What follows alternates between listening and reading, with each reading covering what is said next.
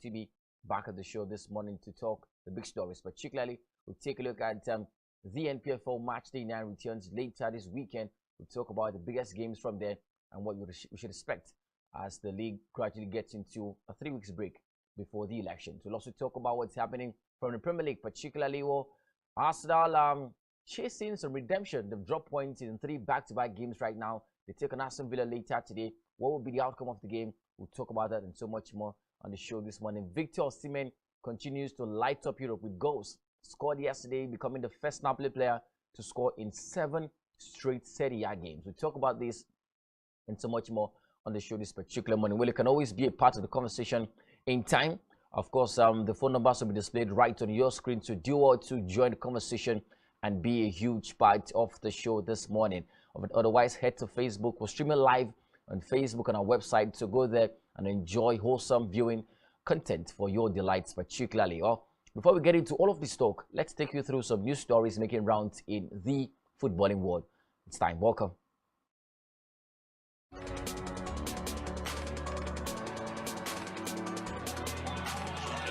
It is corner now. The cross, back post. Dubois is there. Straight back in. Oh, it's a goal! Léon Dubois.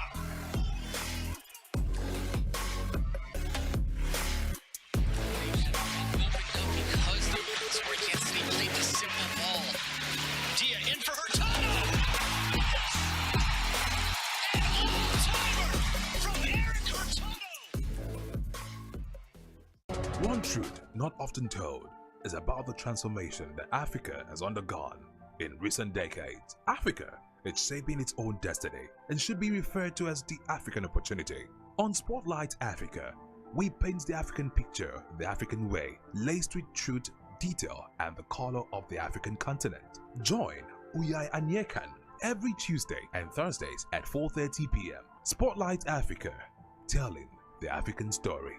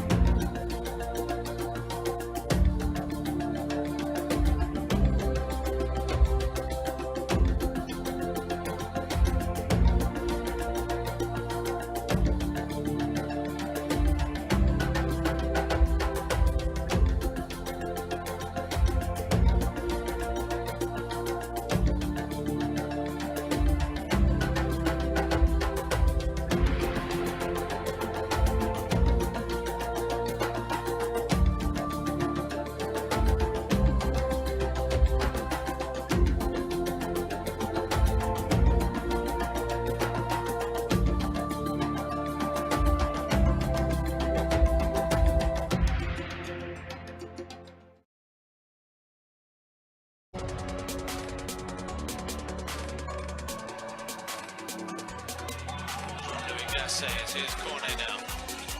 The cross, back post. Dubois is there. Straight back in. Oh, it's a goal! Léon Dubois.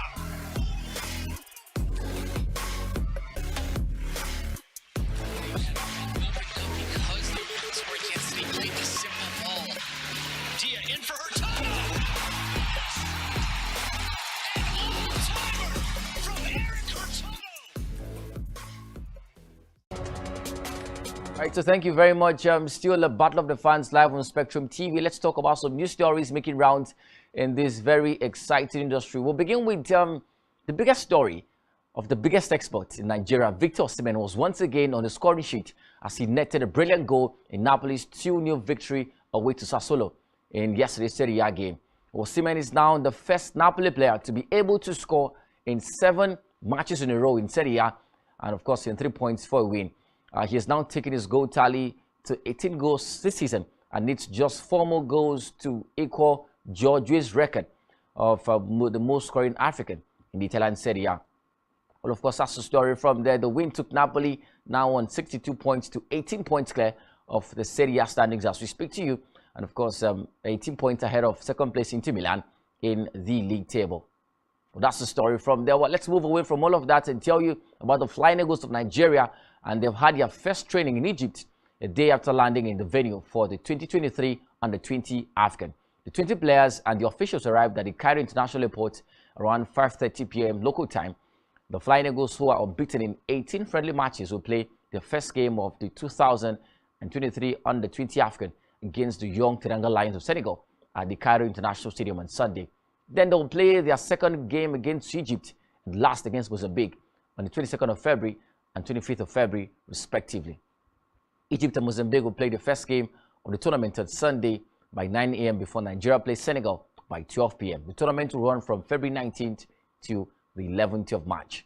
Let's travel to Europe and tell you that Sheikh Jassim bin Hamad Al Thani, the chairman of one of Qatar's biggest banks, has confirmed his foundation will bid to buy Manchester United. According to reports, Sir Jim Ratcliffe, a British man and the owner of Ineos, have also dropped a bid to buy of United as well. The Glazer family, who bought United in 2005, are considering selling as they explore strategic alternatives. Sheikh Jassim's Qatari consortium said, and I quote, "The bid plans to return the club to its former glory." We're looking forward to seeing how these stories turn out. And of course, we'll be here to tell you about these conversations as they go. Well, there's a lot of stories around this gist, particularly you talk about Sir Jim Ratcliffe, who's been a fan of Manchester United for quite a while, has said that his team, his company has officially also made a bid to buy of Manchester United. Well, that's the story from there. But away from all of that, finally, we have to talk about what's happening from the Super Eagles team, particularly as we look forward to the Super Falcons to be in action later today against Colombia in the second match of the Revelation Cup tournament. The story is that the Falcons, who lost their first game against Mexico, will be looking to bounce back to winning ways as they take on Colombia later today. Well, finally in the Premier League, Lee Mason will no longer officiate in the Premier League after leaving the referee's body PGMOL by mutual consent. The 51-year-old's departure comes days after his mistake during Arsenal's 1-1 draw with Brentford. Mason, as a video assistant referee, did not draw the guidelines to check for offside on Ivan Toney's equalizer. Bolton-based Mason was a Premier League referee for 15 years, overseeing a total of 287 top-flight matches. Well, these are the stories we're tracking right now. We'll take another short break. When we come back, we'll have these conversations. We've got guests joining us virtually, and together we'll do justice to what's in the plate. Please stick around. We'll be right back at you.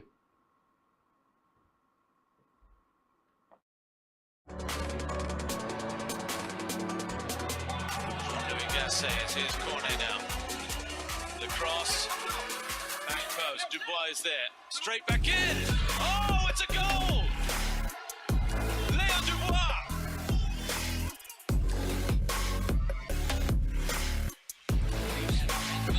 Because the sport can't see played the simple ball.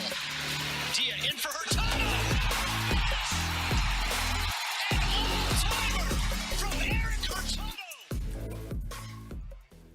One truth not often told is about the transformation that Africa has undergone in recent decades. Africa is shaping its own destiny and should be referred to as the African opportunity. On Spotlight Africa, we paint the African picture the African way, laced with truth, detail, and the color of the African continent. Join Uyai Anyekan every Tuesday and Thursdays at 4:30 p.m. Spotlight Africa, telling the African story.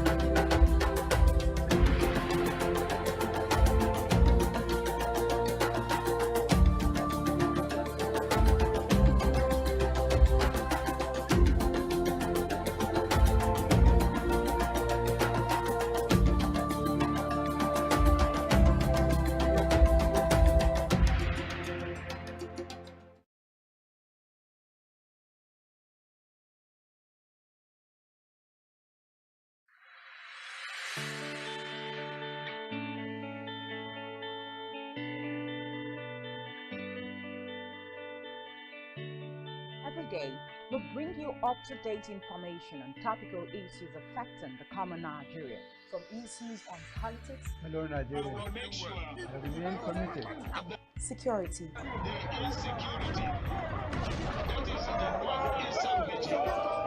education, health, lifestyle, and so much more.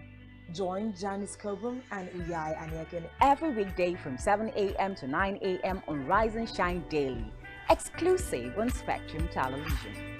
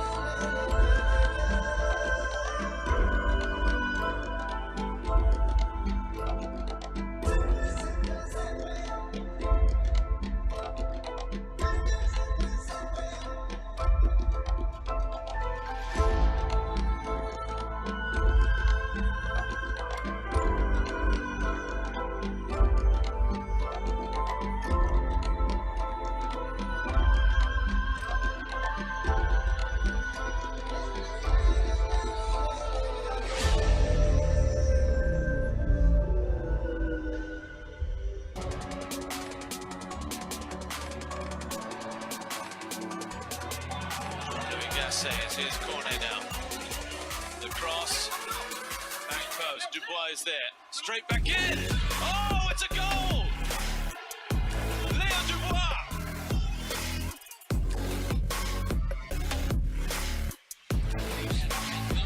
Because the Sport Kansas City played the simple ball. Dia in for Hurtado. An all-timer from Eric Hurtado. Well, thank you very much for sticking around. And in case you just joining, this is Battle of the Fans. It's live and exclusive to Spectrum Television.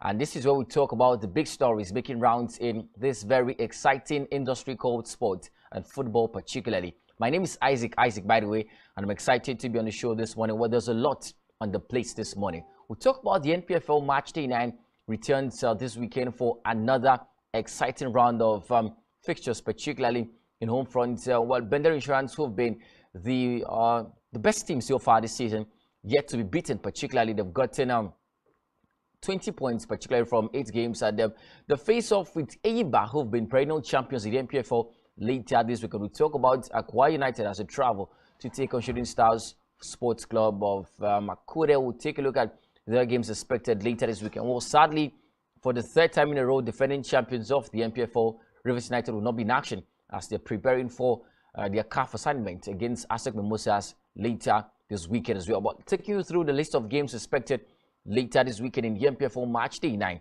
Nasarawa United in Group A will take on Remo Stars. Gumbo United will take on Plateau United. El Kanemi Warriors will battle things out with Kwara United in Group B, respecting a total of 6 games. Particularly 3 games expected for Saturday. Saturday, Nasarawa United take on Remo Stars. Gombe will take on Plateau United. El Kanemi Warriors will take on Kwara United. Will actually continue later on Sunday. Bayelsa United take on Enugu Rangers. Lobby Stars will take on Doma United. Sunshine Stars will take on Wiki Tourist. And of course, Niger Tornadoes will battle things out with Dakada Football Club. Bendel Insurance will take on Eyimba. Shooting Stars will take on Akwa United. And those are the stories and the games to be respecting later this weekend in the NPFL. But looking at the table, as things stand up to match day 8, Bendel Insurance sit top of Group A with 20 points. They've gotten a total of 6 wins, 2 draws, and they're yet to lose a game this season. Eyimba comes second of the table with 16 points, 8 wins, 5 draws, and a loss. And it's a clash against the first and the second place team in the NPFL later this weekend in Group A, Bendel against Eyimba. But in third, we're talking about Plateau United sitting in third position. By the way, they've gotten 14 points from the opening 8 games. Akwa United come fourth with 14 points gotten from 8 games too. Remo Stars have got 14 points too. They've dropped to 5th position. They've experienced a downturn in terms of form, getting just 1 win in their last 5 games, and has brought them down to 5th position with 14 points from 8 games, 4 wins, 2 draws, and 2 losses. Shooting Stars come 6th, by the way, with 9 points. Gumba United 7th with 7 points. Kwara United 8th with 6 points. El Kanemi Warriors 9th with 5 points. Nathora United 10th with 4 points. Well, we've got a guest in UT David. Let's link up with Utube David, who is in Uyo, and it's going to be a huge part of the conversation. Now, good morning, Utube. Welcome to the show.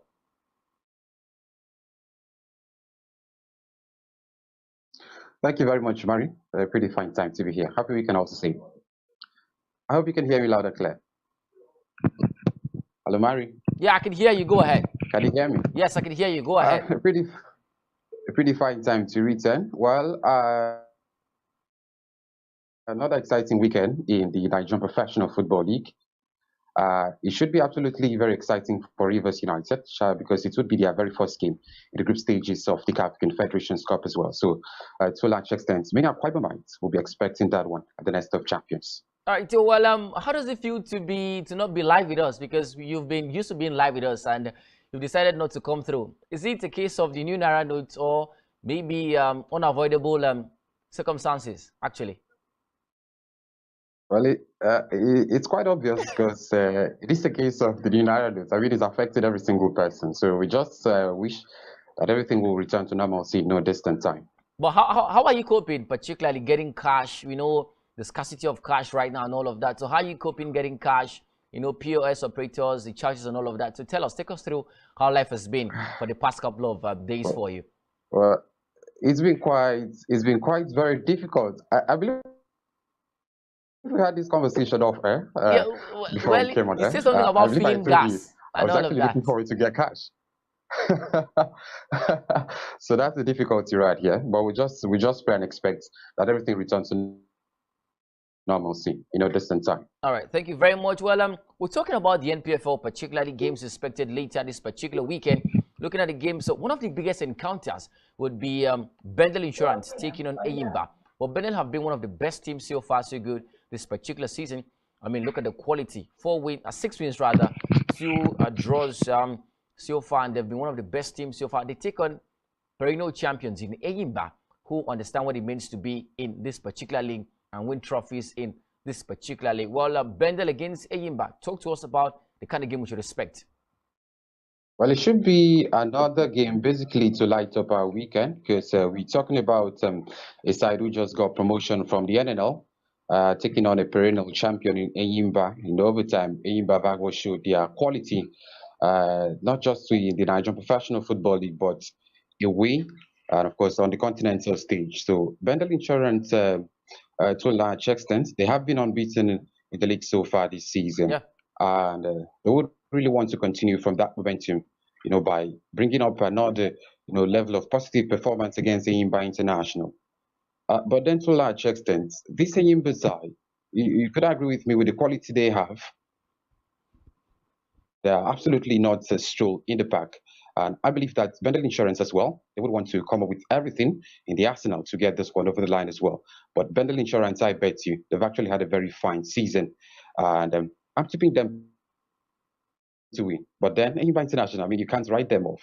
So basically, it would be a clash of 2 of the best teams in that particular group. But to a large extent, I think Eyimba will get this one over the line. Right. So still talking about Bendel Insurance, because basically, you look at the team UT, it's a crop of players, young players who are just eager to make a name for themselves. There's no marquee name, there's no big name in the team particularly.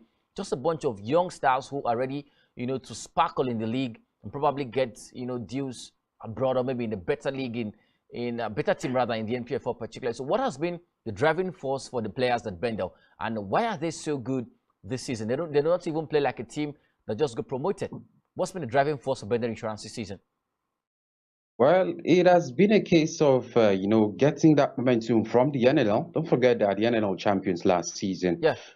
You know, continuing from that momentum, Many would expect them to have a fairy tale season. You take your minds back to when Claudio Ranieri was the manager of Leicester City. They didn't have a Macu signing, but with the players, the level of belief they had in the squad, they went as far as being crowned champions of the English Premier League. So it may just likely be another situation or the same case, perhaps, for Bendel Insurance. They've actually brought that momentum of the NNL to the Nigerian Premier League.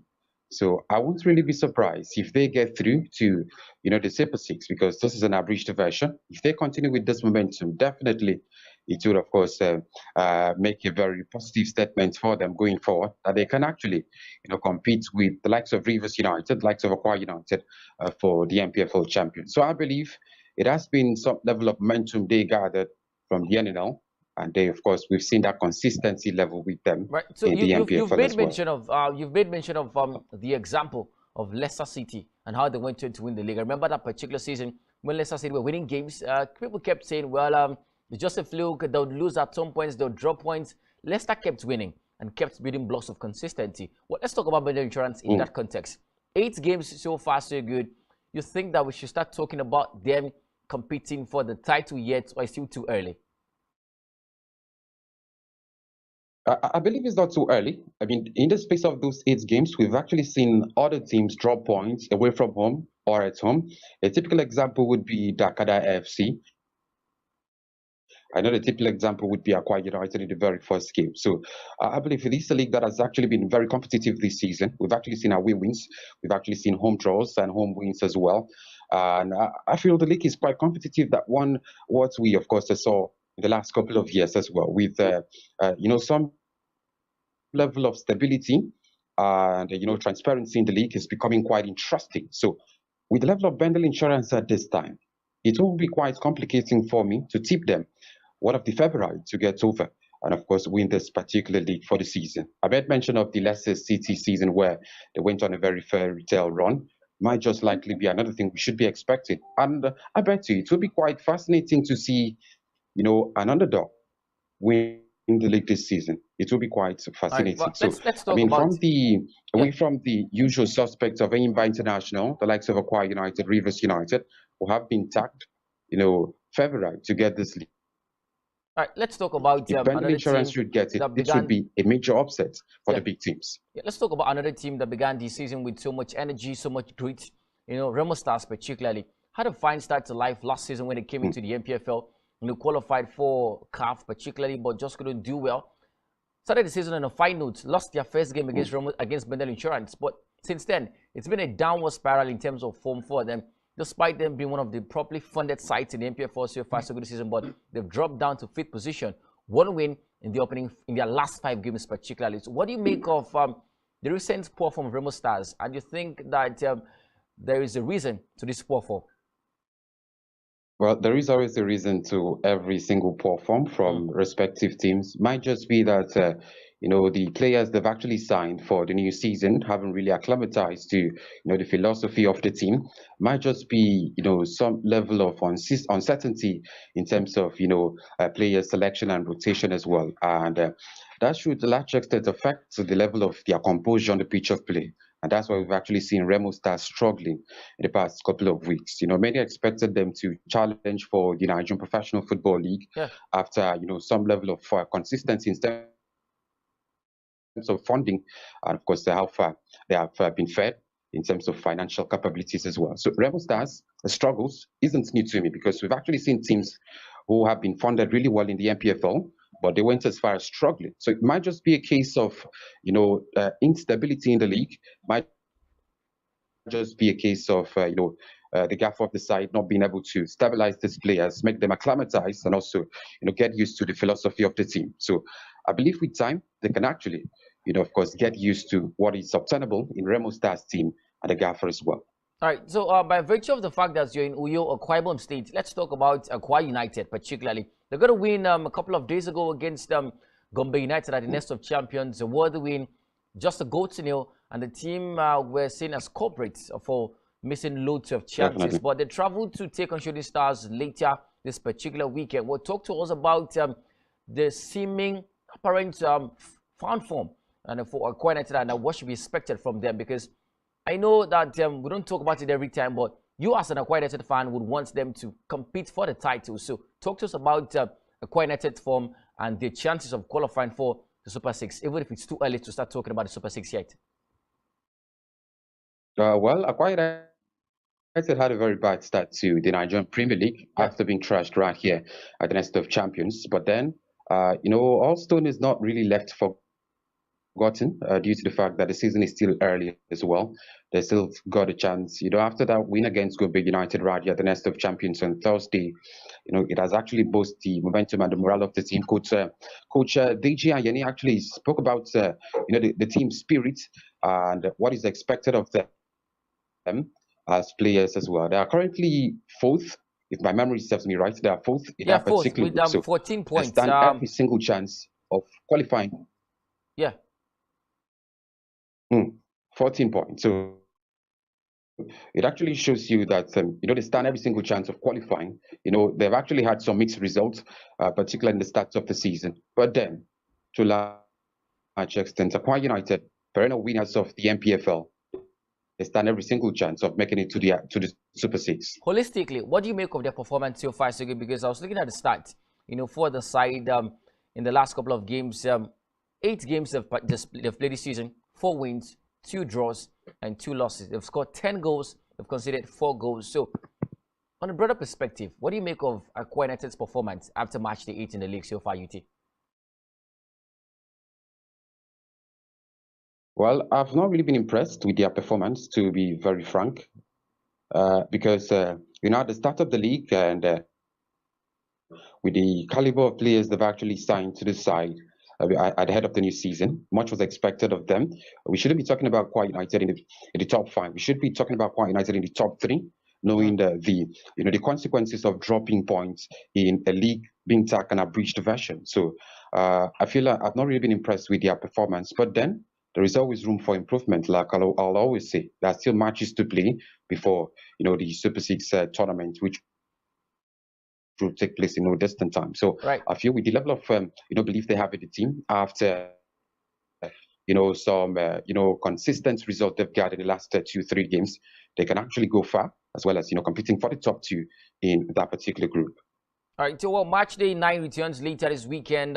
3 games for today and 6 for tomorrow. Nasarawa take on Remo Stars. Gumbo United will take on Plateau United, and El Kanemi Warriors battle things out with Kwara United later today. But tomorrow, respecting 6 games in across different centers in the league, we'll see Bayelsa United take on Enugu Rangers. Lobby Stars will take on Doma United. Sunshine Stars will welcome Wiki Tourist. Niger Tornadoes will take on Dakar Football Club. Bender Insurance in a clash of titans will take on Eyimba. Shooting Stars will welcome, of course, Akwa United to the sports club in Akure. But let's move away from there, UT, and talk about the Flying Eagles. Well, they begin later this weekend. The under-20 African, particularly. Well, the team have got history. They've won it 7 times so far in this competition. There's a lot of, on their plates, particularly we talk about the quality. But the most successful side. Yeah, Coach Ladan Boso is now the leader, the coach of the side, and we've seen a few key names called up to the squad. A big name would be Daniel Daga, plays for Dakar Football Club, and of course has been a key performer for the side for the past couple of games. Well, what should be a realistic target for the Flying Eagles as heading to the under-20 African?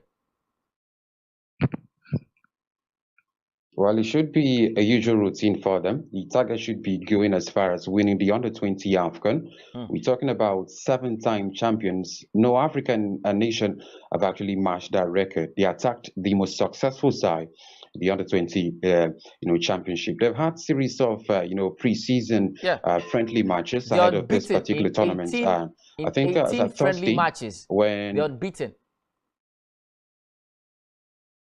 18 friendly matches unbeaten. That should, tell about the quality of this Ladan Boso's lads. Ladan Boso talked about something very striking on Thursday when they actually landed in Egypt. He talked about the fact that they've actually had support and visits, from the NFF Exco committee, and that should show you that this particular administration have actually backed them up, not just with words but with their physical presence as well. They've actually gone through a series of friendly matches. I bet you, look at the way this boys plays. It looks like they've actually been at this level of the competition before, because they play without fear. They play with much level of belief, I mean, they play with much level of consistency. So much is expected of them to, bring that level of quality to the under-20 African. I mean, we have, other nations as well who are likely favorites to challenge them. The likes of Egypt, who are the host nation. Yeah. I mean, we're talking about the likes of Senegal and Mozambique as well. Yeah. I mean, So these are UT, quality before we sides as well. talk about the groupings and the likely opponents for the Flying Eagles, let's talk about something. You made mention of the fact that the team is the most successful team in the competition, and now the story is quite similar to the Falcons ahead of the 2022 WAFCON. They went there as 9-time champions, the most successful team, but they went there and never put up a fine performance. Lost to the likes of Morocco and South Africa, and of course, at the end of the day, couldn't even get to the final of the competition. Now, how much of a concern would it be if this team, despite the tag, most successful team, don't go there and get at least to the final? Well, it will be quite frustrating if they can't make it to the final.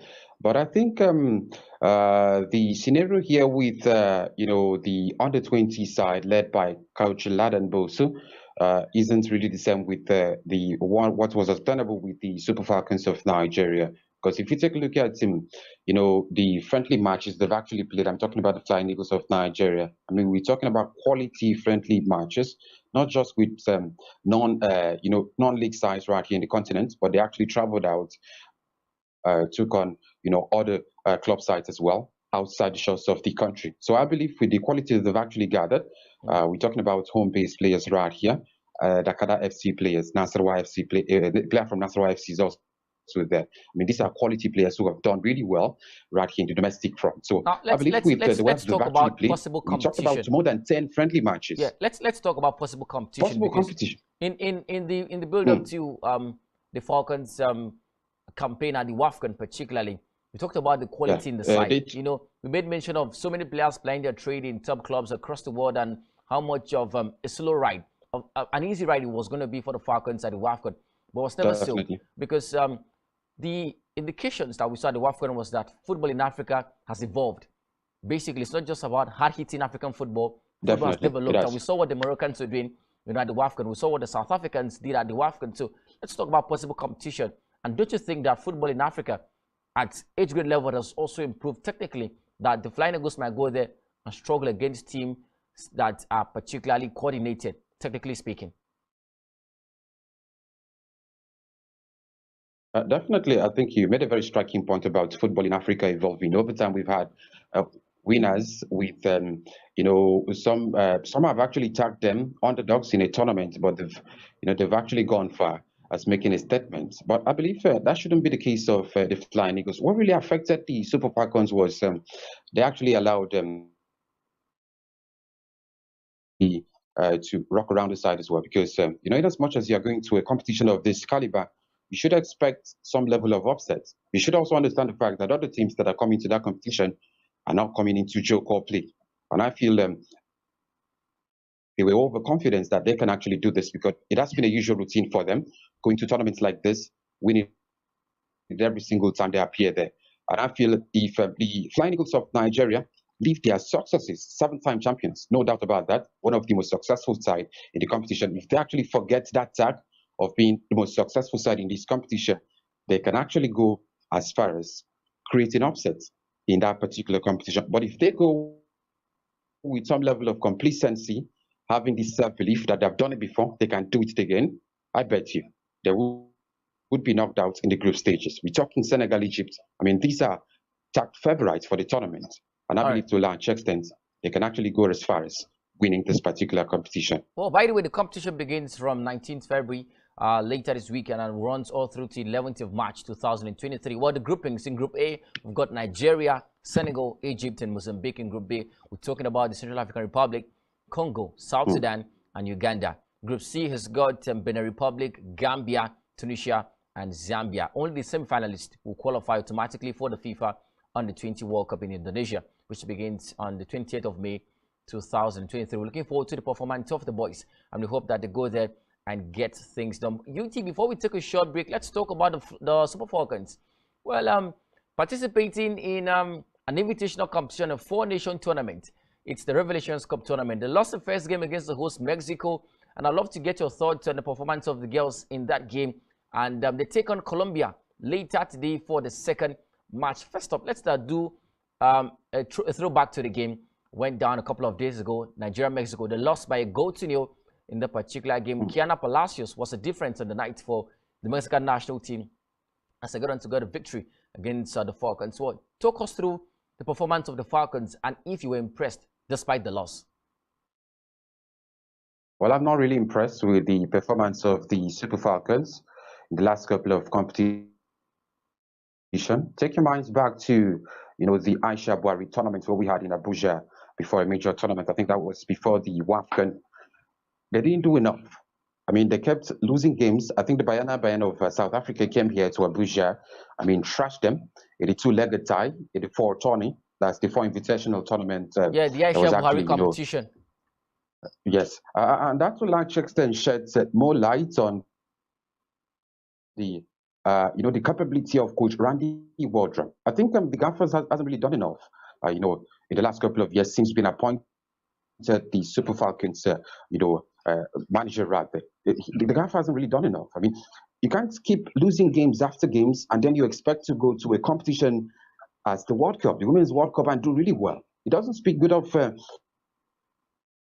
Nigeria. Over time we've had this mentality of being serial winners when it has to do with competitions right on the continent of Africa. But when we go to the international stage to play World Cup tournament, we are usually being dominated by European teams, and this has actually been one of our concerns in the past couple of years. Now you've brought the conversation of the conversation of Randy Wardrum, the coach of the national team side, and that's a key conversation because the fans are divided. There's a section of the crowd that believe that Randy Wardrum has got the tactical know-how to take this team to the next level. Now there's another section that believe that this man has got little. Randy Wardrum, many Nigerians walked in sacked. Where do you stand in all of this?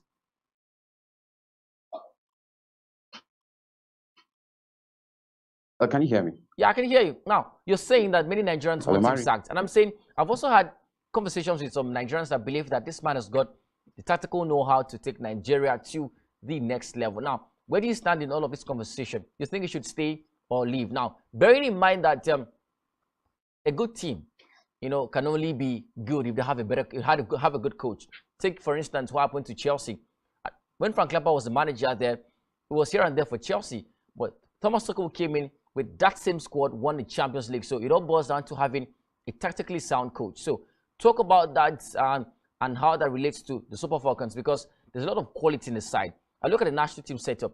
We're talking about players who are playing the trade in top clubs across the world. Ifeoma Onumonu, Ashley Plumte, Rasheedat Ajibade, Asisat Oshoala, just mentioned a few, particularly quality scattered across the team. But that quality might not be made effectual if we don't have a fine coach. So what do you make of Wardrum? And do you think that he's got the tactical know-how to make good use of this quality in the Falcons team?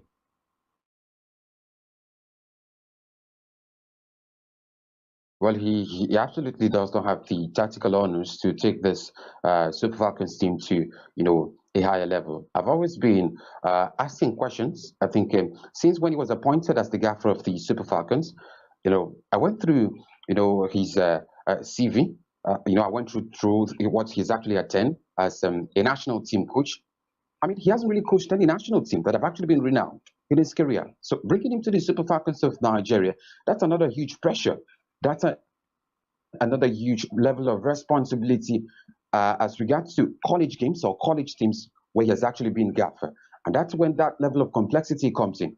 You can't bring a gaffer who hasn't managed a potential national team before to coach a team as big as the Super Falcons of Nigeria. His qualities is in doubt. I mean, despite giving him a single tournament to galvanize these ladies to do really well or do something handy, he failed to do that. And then we're talking about a preseason tournament ahead of the major tournament as big as the Women's World Cup. We're still losing games after games. I feel we have the players to execute this particular level of responsibility for the Super Falcons of Nigeria. But the problem we're having at this time is the gaffer of the side. And I feel Coach Randy Wardrum doesn't have all it takes to take the Super Falcons of Nigeria to a greater height in the upcoming competition. All right, well, that's the conversation from the. Thank you very much, UT. Well, looking forward to the performance of the girls They take on Colombia later today in match day 2 of the Revelation Cup tournament. And the hope is that the girls will put up a performance worthy of note and show Nigerians that they can actually perform well at the World Cup when it begins later this particular year. But to hit the brakes here, when we come back, we'll talk about the Premier League, particularly the games expected later this weekend. We'll talk about Victor Osimhen. This man is on fire. We'll take a look at all of the stories around the European scene and, of course, take your calls as much as possible. Please stick around right back in a jiffy.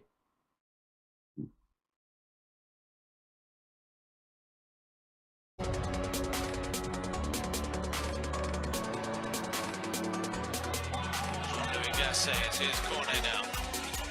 The cross, back post. Dubois is there, straight back in. Oh, it's a goal! Leon Dubois.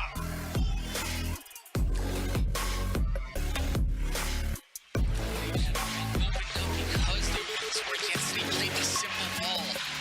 Dia in for Hurtado. An all-timer from Eric Hurtado. Right, so thank you very much for sticking around. It's still Battle of the Fans. It's live and exclusive to Spectrum TV. My name is Isaac, by the way, and I'm excited to be on the show this morning. I've got the company of UT David. He's in New York. Maybe due to the lack of currency and all of that, man has not been able to make it to the studio. But he's fine with us, particularly, and he's here live. UT, I hope you're still there.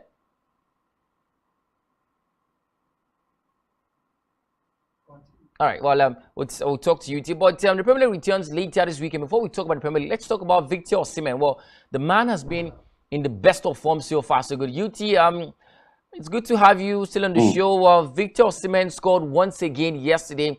Scored a brilliant goal as Napoli defeated Sassuolo by 2-0 away. And Osimhen is now the first player able to score in 7 matches in a row in Serie A. And of course, that's the story. Well, he's now taking his goal tally to 18 goals this season, and it's just 4 more goals to equal Giorgio's record for the most scoring African in the Italian Serie A right now. And well, for Victor Osimhen, what do you make of this man? Super striker, explosive. What are your words, UT? A very super striker, you'd say, Mari. It looks quite commendable for him. Look at his growth. With your rise from, a junior team right here. I could vividly recall that tournament where, he participated with the likes of Kelechi Iheanacho, I think with the Flying Eagles of Nigeria. Yeah. And then in his very first game, went on to France, played for Lille, had a very good season right there, and then went to Napoli as well. I mean, this lad has actually, set the ball rolling for all the strikers with the Super Eagles of Nigeria. You saw the goal he scored yesterday, quite fascinating.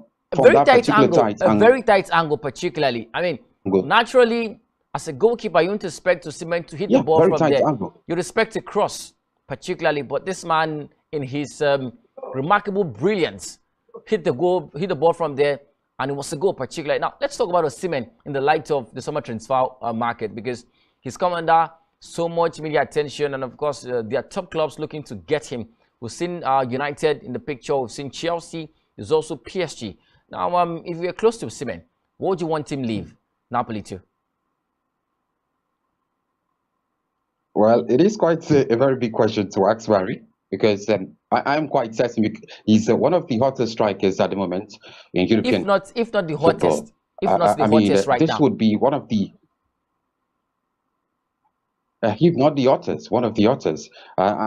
And I think basically most top European clubs will come for him at the end of this. Manchester United as well have striking problems as well. I mean, these are 2 of the most favorite teams, to get Victor Osimhen at this time. But then you should also understand that Victor Osimhen isn't yet done. He's still in the process of development. And I feel if he wants to make a move outside of Napoli, he should go to a team and a gaffer who's ready to develop him more into one of the deadliest strikers. We've seen Robert Lewandowski, scoring every single season, and he's one of the most established strikers in Europe. Victor Osimhen has had a very fine season, but I bet you, if you take a look at the past couple of seasons, you would understand that this is one of his most successful seasons as a striker. Now let's And I let's feel let's the man let's is talk still about coming that, up UT. in Let's terms of talk about development. the story of the most successful season, particularly Osimhen had not an entirely fine season last season for Napoli, and of course he was good Definitely. for them, but he wasn't top class, But right now he's clearly top class. So what aspect of his game has he improved to make him this explosive this season? I think his finishing touches has actually given him the edge above other strikers or defenders. If you see Osimhen in the 18-yard box, given a deadly pass by Varachellia, who has been, one of his attackers up front for Luciano Spalletti's side, he doesn't dangle with the ball for too long. Keeps the ball. Look at where the post is. Look at the goalkeeper. If he's off balance, if the goalkeeper is off balance, he makes that strikes, and that clinicality has been one of the standout thing for him this season. And basically, if he keeps to that, I bet you he can score about 30-40 goals in a single calendar year. It's been very, very fascinating this season, scoring the ball, knowing when to shoot, not dangling with the ball in the 18-yard box much, has been what has given him the edge over the defenders in the Italian Serie A. And I think that is where he has actually improved very much in his game so far this season. All right, so UT, I'm going to do a trick. I'm going to do a trick on you right now. UT, can you hear me? I'm going to do a trick on you right now. You're a manager of a top class side. You've got Osimhen, you've got Haaland. Who are you picking? Well, I'll pick Victor Osimhen because both of them are developing. Haaland hasn't really had a very fascinating season in the last 3 years. He did well, no doubt, in Borussia Dortmund. Yeah. He did well with RB Salzburg. But if you take a look at those club sides and the level of the league, you to a large extent agree with me that it is not quite competitive as what is obtainable in the Italian Serie A. So for me, I would take Napoli, and I would take Victor Osimhen rather at Napoli at the expense of Erling Braut Haaland.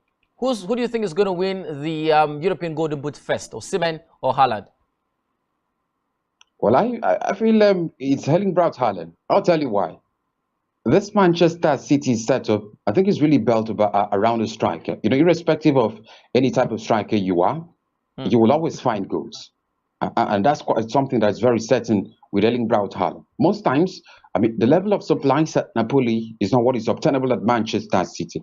Erling Braut Haaland doesn't do enough work. In the 18-yard box, all he does is just position well, get those deadly passes. A pass that whenever you put your leg, it definitely counts for you. That's a goal. But that's not what is obtainable in the Italian Serie A with the setup of Luciano Spalletti's side, and that's what may just likely give Erling Braut Haaland an edge over Victor Osimhen. But if you talk about quality-wise, tracking back whenever the ball is not in your court and taking those chances, I bet you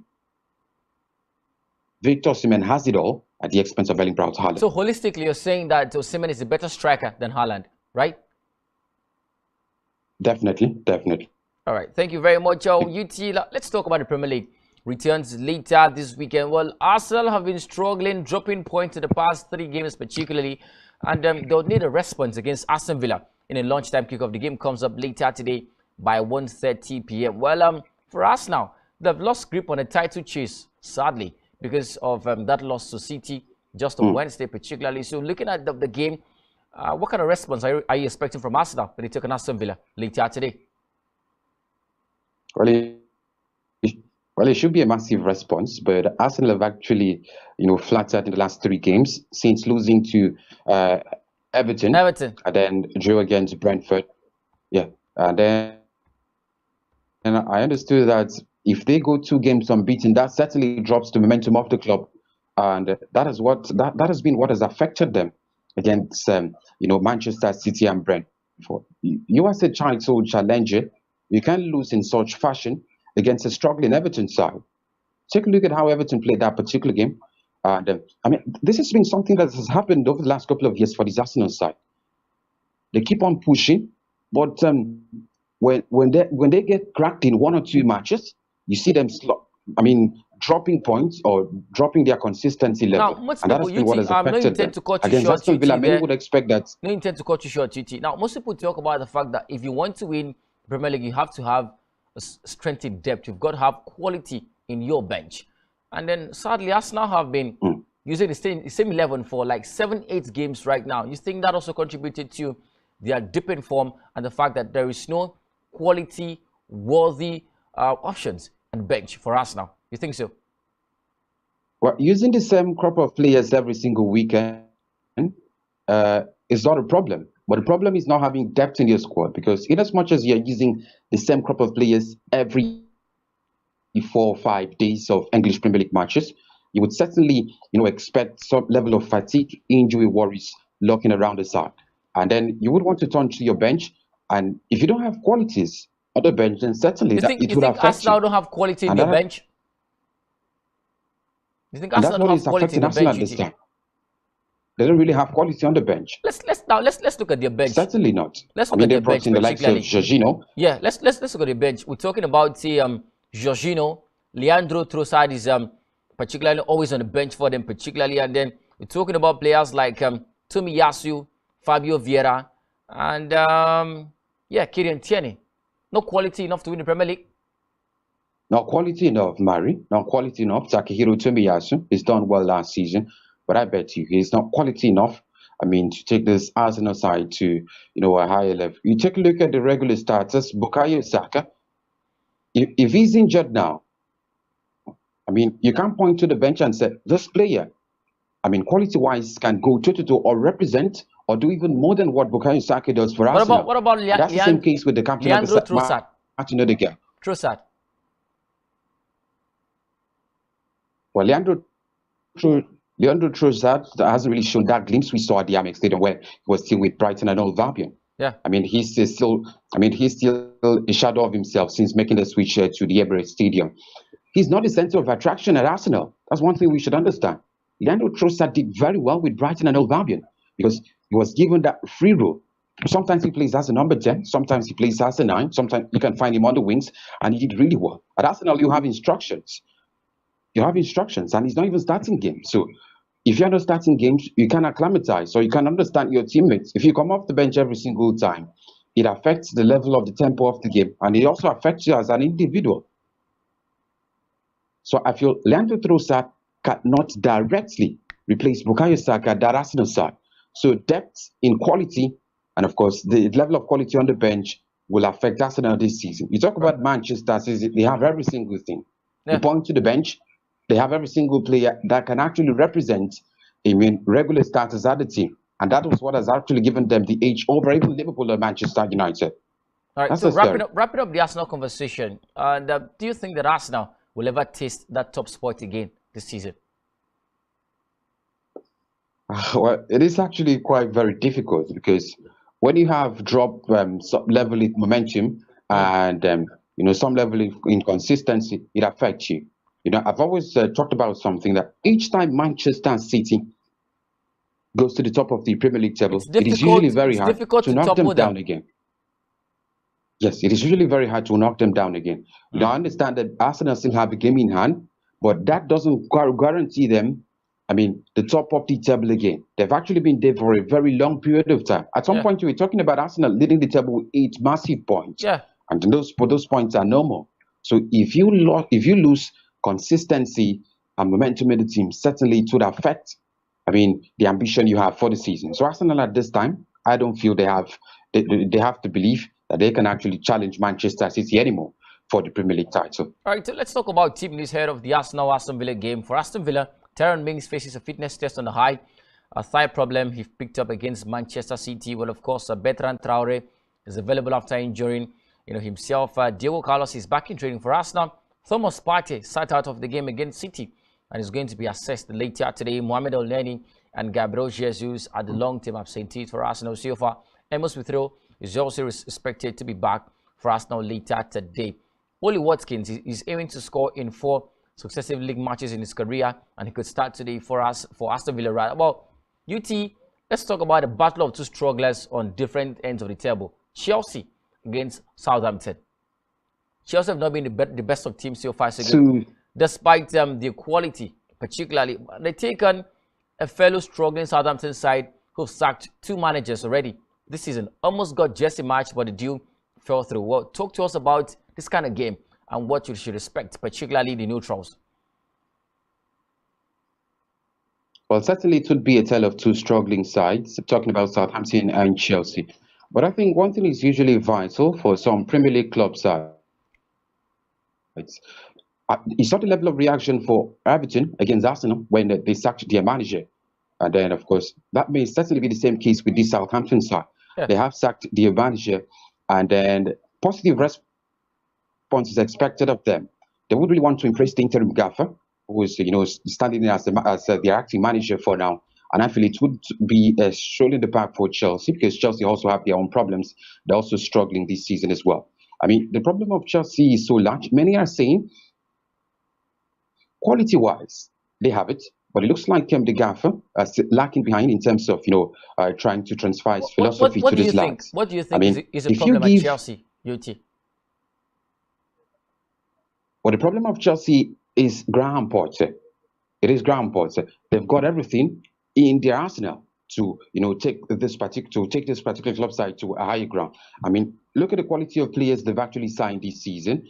I mean, look at the level of surprises. Right. Let's talk about something. Fans. I don't want to play the devil's advocate, on this particular show, but you give Graham Potter 17 new players, right? And then he's had little or no time to blend, little or no time for the players to gel, integrate themselves into the squad. I mean, these players are signed and then they're working straight into the 11.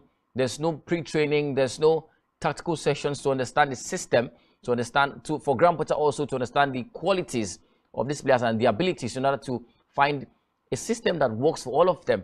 You think that can ever work for Chelsea? Because we keep blaming Graham Potter. Oh, he's a problem of Chelsea. He's not going to work for Chelsea. But have you given this man enough time to talk to these players and understand the abilities in order to come up with a system that works? Because like Enzo Fernandez, Mikhailo Modric, Joe Felix, they've just been signed and been taken into the 11 at Chelsea, and things don't work like that anymore in football. You have to go through a session where these players play with you, and of course, they get to understand your philosophy, and you as a manager also gets to understand the quality of these players in order to get to find a system that works for them. Don't you think that's the problem at Chelsea and not just Graham Potter? Well, I'll take your minds back to when Thomas Tuchel was hired in the middle of the season, and Frank Lampard was sacked in the middle of the season as well.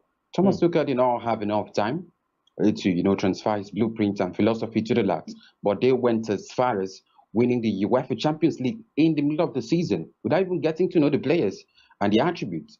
So that shouldn't be the situation for Graham Potter. He was hired at the end of the summer. He went as far as playing, I think, 7-8 games unbeaten. And many were saying he's the messiah of this new Chelsea side. A new administration came in, took over the Rams, gave him the players he wanted.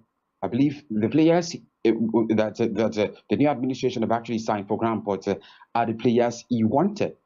And then now, it shouldn't be, of course, quite difficult for you because you have older players there as well. You're signing 17 new players to the squad, UT. 17 new players. And then both of these players have not had a pre-season session, to get to gel with the other teammates in the side. They're just taken into the 11, and there'll be lots of clashes because this player is coming from a different team with a different philosophy. So you're not expecting these players to come in and gel. So when we talk about Graham Potter, let's talk about the lack of proper integration at Chelsea and how much of a problem it is at Chelsea. Mario, these 17 new players have never started a single game within themselves. That's one thing we should understand. They are just being brought in with the older lads to do something or to even salvage something for Chelsea. We still have other players. Kepa Arrizabalaga is there. Thiago Silva is there. We're talking Reece James as well. You go straight to the middle of the park. Enzo Fernandez has been, of course, a new face. Definitely, it's been a new face. But, I mean, we've had Matthew Kovacic, who's just returned.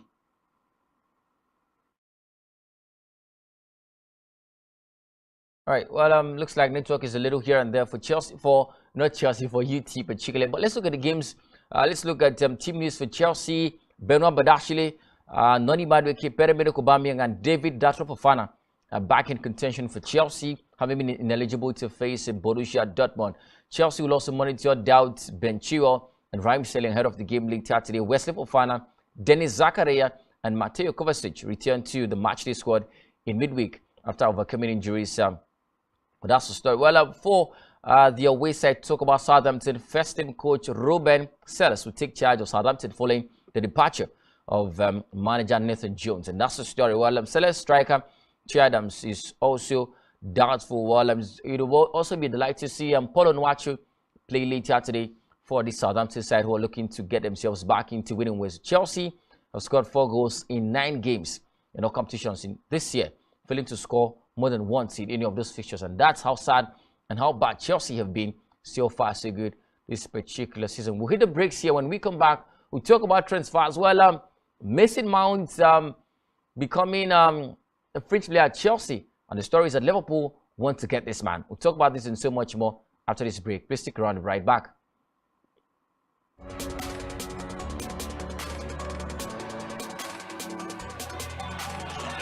It is corner now. The cross, back post. Dubois is there, straight back in. Oh, it's a goal! Leo Dubois.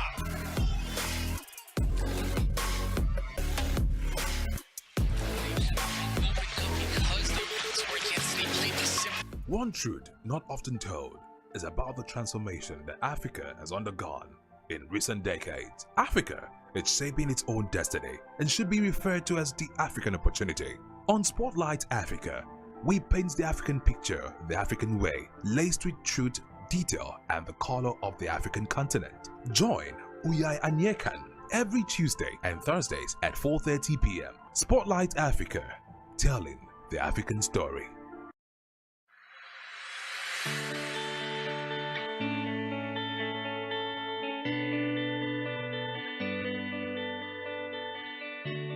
Every day, we bring you up-to-date information on topical issues affecting the common Nigerian. From issues on politics, Hello, Nigeria. I remain committed. security,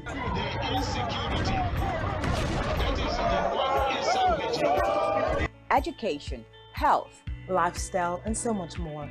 Join Janice Kobum and Uyai Anyeken every weekday from 7 a.m. to 9 a.m. on Rise and Shine Daily, exclusive on Spectrum Television.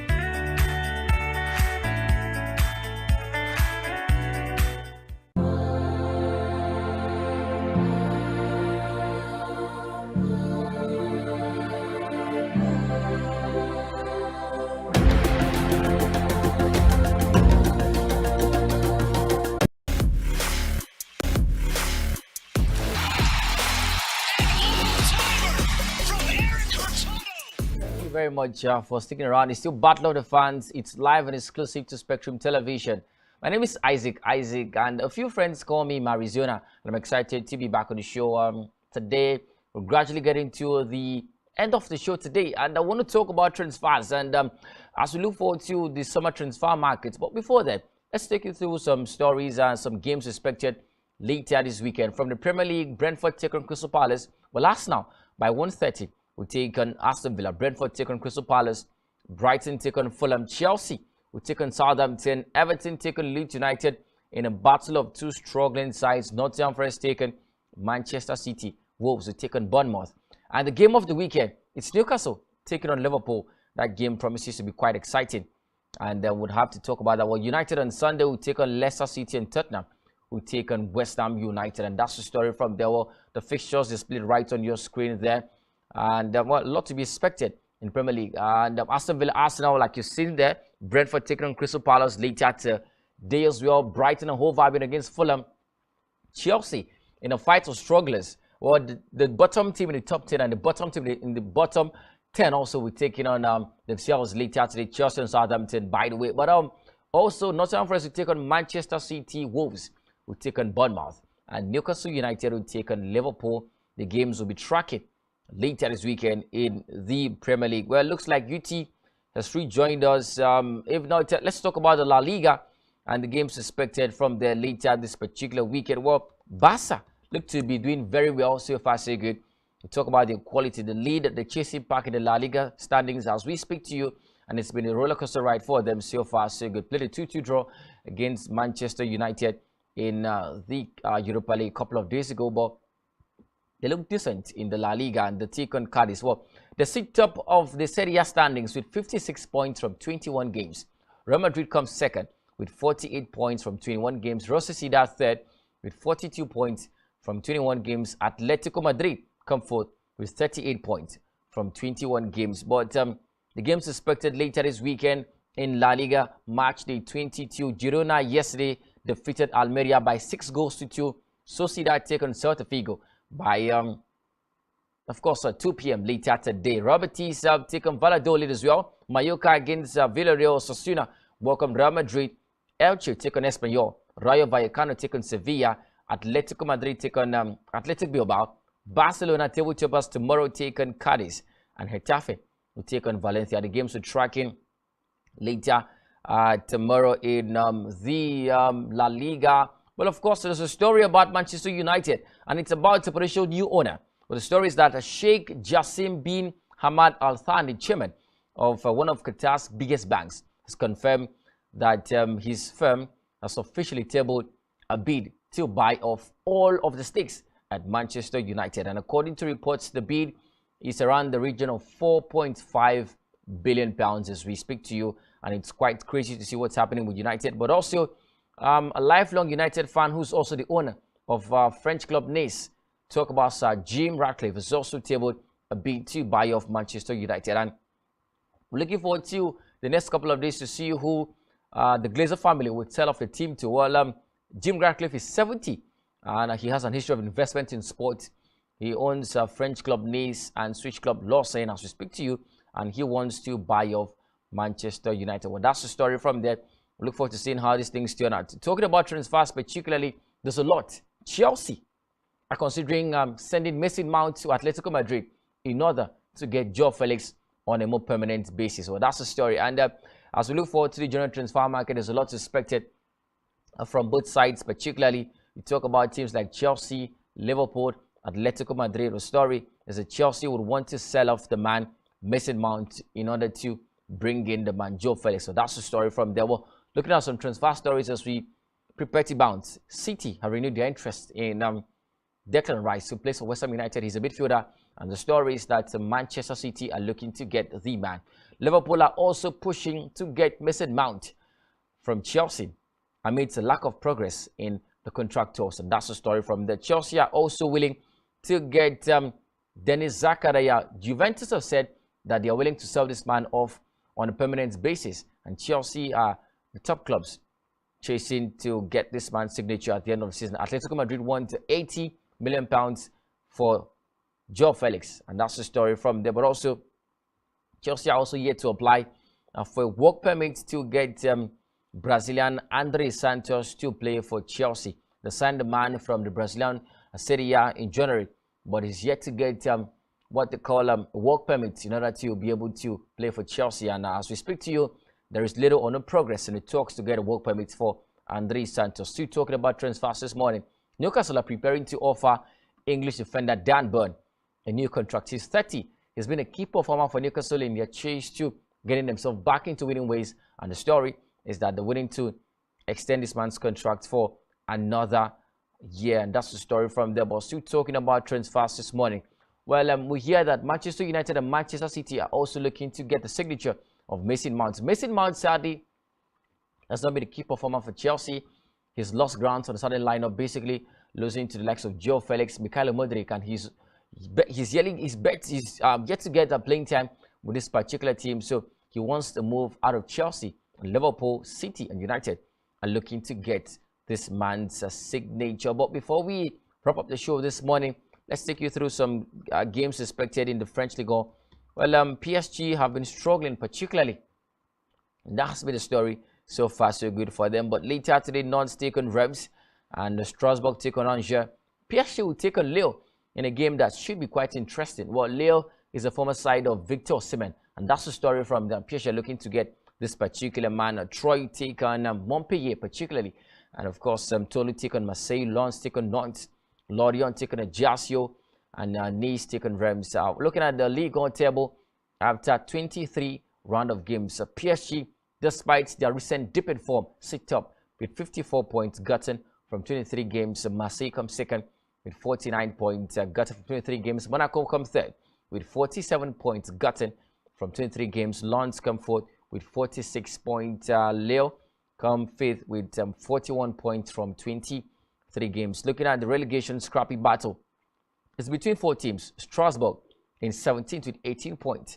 Ajaccio in 18th with 18 points. Angers in 19th with 18 points. And Angers have gotten just 10 points from 23 games. 17 massive losses, 4 draws, and only 2 losses garnered so far. So good in the competition. We're looking forward to all of these games, and we're here on Monday morning to take you through all of these games and, of course, tell you about what's happening in the respective leagues. But one man to look out for so far will be Victor Osimhen. And just to remind you as we bounce, that the under 20 team will begin the African campaign later this weekend, taking on Senegal in the first game. And that game comes up later tomorrow at the Cairo International Stadium. The Super 4 to be in action today against Colombia in match day 2 of the Revelation Cup tournament. And it's a preparatory tournament for the FIFA Women's World Cup coming up later this particular year. Well, that's the size of the show this particular morning. We'll come back again on Monday, 9 to 10 for Sports Central. Do want to be a part of the conversation.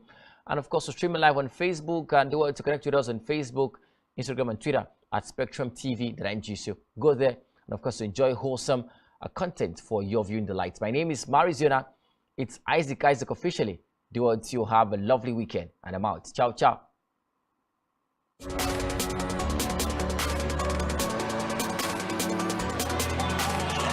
It is corner now. The cross, back post, Dubois is there, straight back in.